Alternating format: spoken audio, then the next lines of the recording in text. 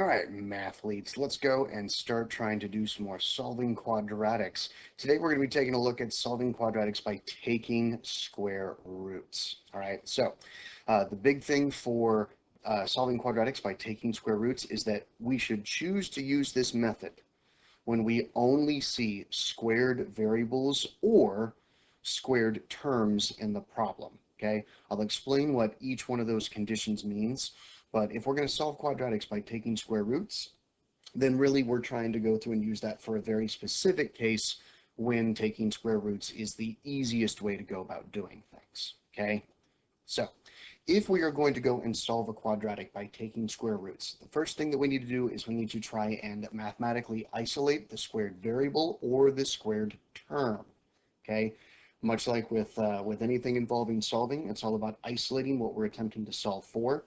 If we're doing that by taking square roots, then we need to be isolating the thing that is squared that we can take the square root of. Once we have it isolated, then we can go and take the square root of both sides. Hopefully we remember all of our rules for taking square roots because that'll make this a whole lot easier. And then finally, we're going to solve for both the positive and the negative case. Please remember that when we're taking the square root of a value, okay, generally speaking, we want to include a plus or minus. So we're going to need to do that to solve for both the positive case and the negative case. All right. So next we're going to take a look at about 5 examples of the different ways that you could see these types of problems all set up. All right. So if we go take a look at example 1, it's a pretty basic one. Okay. We've got x squared plus 121 equals 0. Okay. Why am I going to choose to solve this by taking square roots? Because I have a squared term right here, and that is the only variable, okay? It's a squared number. Because of this, I want to go and solve it by taking square roots. So first I'm going to go and subtract 121 from each side because I'm trying to isolate this x squared. So I get x squared equals negative 121. Now that my squared term is isolated, I can go and take the square root of each side. Well, what do we have here? The square root of a negative? Wow, lucky for you, you know how to deal with the square root of a negative, don't you? Yeah, you do. So the square root of x squared by definition is x, and this is going to equal plus or minus, okay, the positive case and the negative case, plus or minus 11i. We know the square root of 121 is 11. When we're dealing with a negative, we need to remember that this is actually the square root of negative 1 times the square root of 121. So this is where the I comes from. This is where the plus or minus 11 comes from. Okay, so that one is like the most easy, simple, basic case where you really just have like a squared term and that's about it. Could you have solved this one by factoring because it is a sum of perfect squares? Sure, but I think this way is actually a little bit faster. Okay. You could solve it by factoring. You could also have solved it by using the quadratic formula. But why did we choose to do it this way? Because it only has a squared term. All right, so let's go take a look at example 2. Example 2 is a little bit more complicated. We've got 2x squared minus 512. All right, so again, if I'm going to go and look at this, I'm going to see that I only have an x squared variable. Okay, it's not 2x squared plus 5x minus 512 or something like that. It just has an x squared variable. And because of that, I think it would be prudent to choose solving by taking square roots. Okay, so I'm going to go and first I'm going to add 512 to both sides. Okay, so that's going to get me a 2x squared equals 512. Then I'm going to go and I'm going to divide both sides by 2. Okay, again, I'm trying to isolate this x squared. 2 divided by 2 reduces to 1. And what is half of 512? Well, 250 is half of 500, and 6 is half of that. So let's just go with 256. Okay, or you could have just used a calculator and gotten the exact same thing. All right, so now we've got the squared term isolated. So guess what I'm going to do? I'm going to, again, take the square root of both sides. I don't happen to have the square root of 256 memorized, so I'm going to use a calculator and say that the square root of 256 is in fact 16. Okay, So x is going to equal not only positive 16, but also negative 16. So x will be equal to plus or minus 16. Okay, the reason why the plus or minus works is because if we go and check it and we plug it into the original, if I have negative 16 and I square that, I'm going to end up with 256. Okay, 2 times 256 is 512. 512 minus 512 is 0. The same thing would happen if I used the other sign for 16. Okay, so the square root of negative 16 squared and positive 16 squared, those both equal 256. So we always got to remember to include that plus or minus when we're taking the square root of a variable, all right? So let's go take a look at a third example, okay? This one is going to be a little bit more complicated because we've got more steps that are involved, okay? But again, I'm going to start by looking at this and realizing that I have an x squared term over here, I have an x squared term over here, so all of my variables are x squared terms, okay?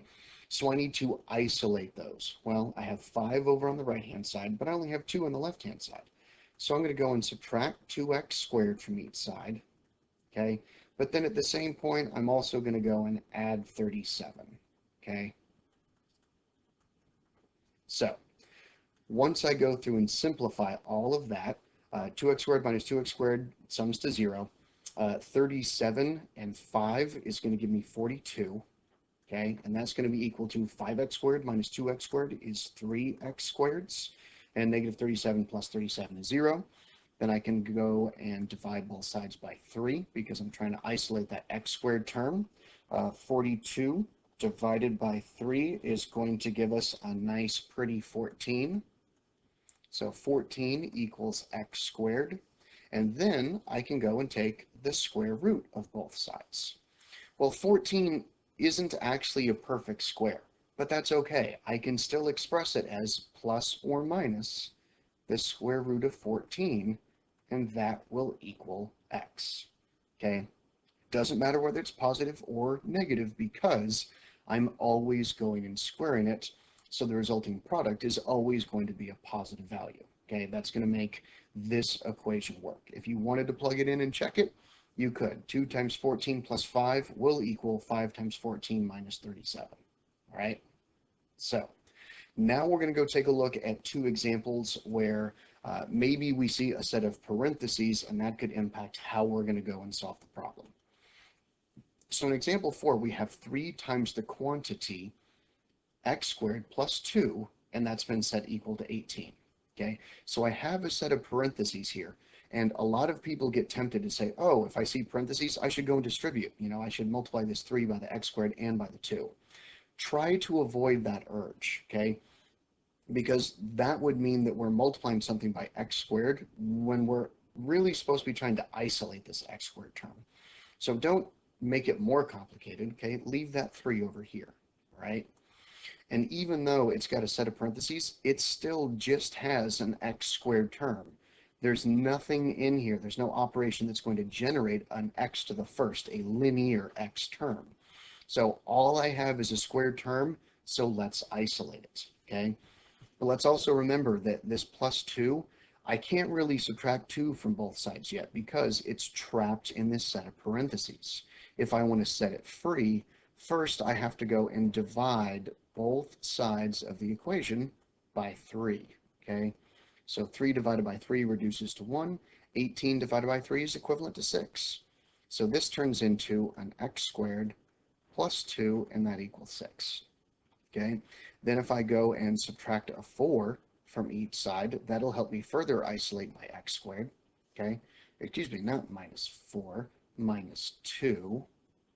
Math, y'all. So minus 2 and minus 2, and that's going to get me a 4. So I have an x squared equals 4. Well, this is a nice, pretty perfect square. So if I just go and take the square root of both sides, I'm going to end up with x equals, what are we going to not forget? Plus or minus 2, okay? Because negative 2 squared is still going to give us 4. Positive 2 squared, still going to give us 4. And 4 plus 2 is 6. 3 times 6 is 18, right? So if you see a set of parentheses, start off by trying to ask yourself the question, is it still something I can solve by taking the square root, right? For our last example, we're going to take a look at a problem that at first glance, it might not seem like taking square roots is going to be the most appropriate method.